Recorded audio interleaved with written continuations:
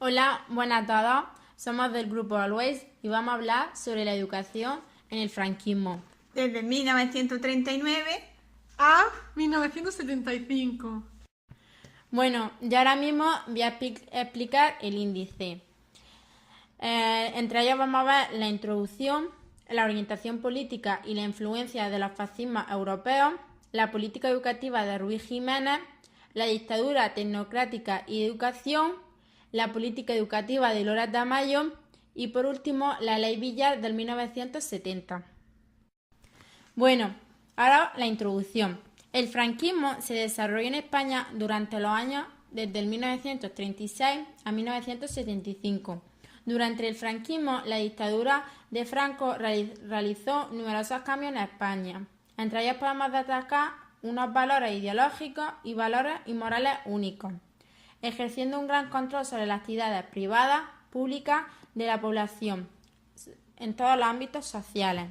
El régimen de Franco condenó a España a un aislamiento internacional, convirtiendo a nuestro país en un estado paria. Y también condenó a varios españoles al aislamiento cultural, al tener que exiliarse sus más destacados intelectuales y artistas, por cerrar a España las corrientes externas y por imponer un modelo educativo condicionado por la ideología nacional, católica, totalitarista del régimen. Por otro lado, vamos a ver la orientación política y la influencia de los fascismos.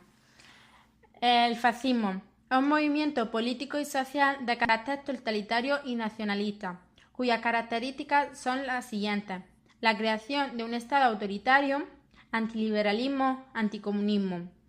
Y por el otro lado, el predominio del nacionalcatolicismo. Franco consideraba valor absoluto al catolicismo y a la unidad de España. El catolicismo era la raíz de la nación española y la estructura del Estado era unitaria y centralista. Ahora vamos a hablar de la política educativa de Ruiz Jiménez. El periodo de 1951 a 56 de Joaquín Ruiz Jiménez, ministro de Educación Nacional, se trató ahora de buscar una síntesis entre lo que Ruiz Jiménez consideraba los mejores ideales del movimiento, más realistas. Para ello se introducen criterios pedagógicos y técnicos más modernos.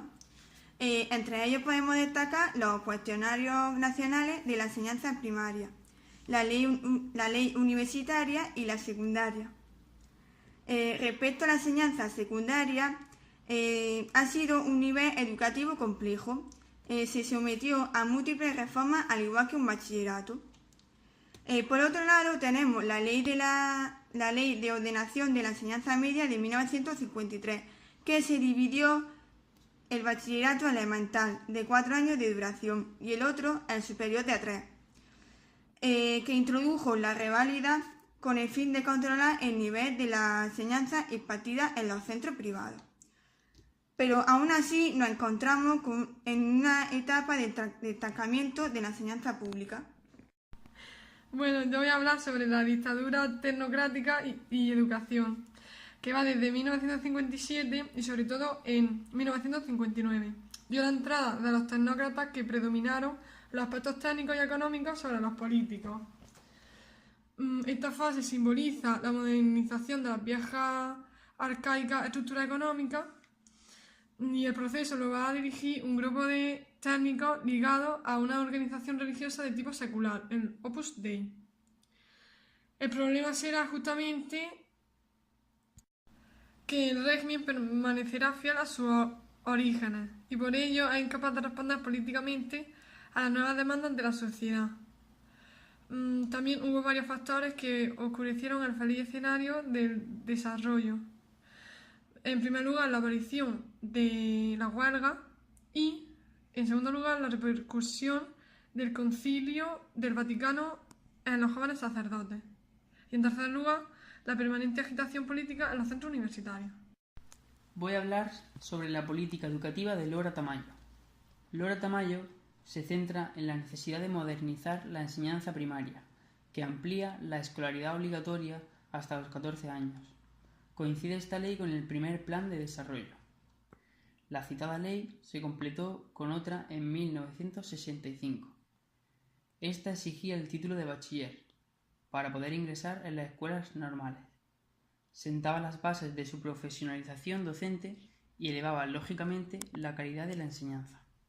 Finalmente, no se descuidó la enseñanza secundaria, que unificó el primer ciclo de la enseñanza media.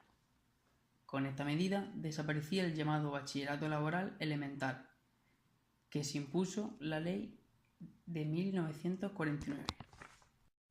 Por último, vamos a hablar de la ley Villar de 1970. En 1857 se aprobó la segunda Ley General de Instrucción Pública, denominada Ley Moyano. Desde 1857 hasta 1970 se promulgó la Ley General de Educación de Villar-Palasí en España. Solo hubo dos leyes, la Ley Moyano y la Ley Villar. El objetivo prioritario será la reforma universitaria. Era preciso modernizar la educación mediante la implantación de un sistema educativo capaz de responder a las exigencias de una sociedad industrial. La reforma de bachillerato fue un fracaso, censurado por todo el mundo de la educación.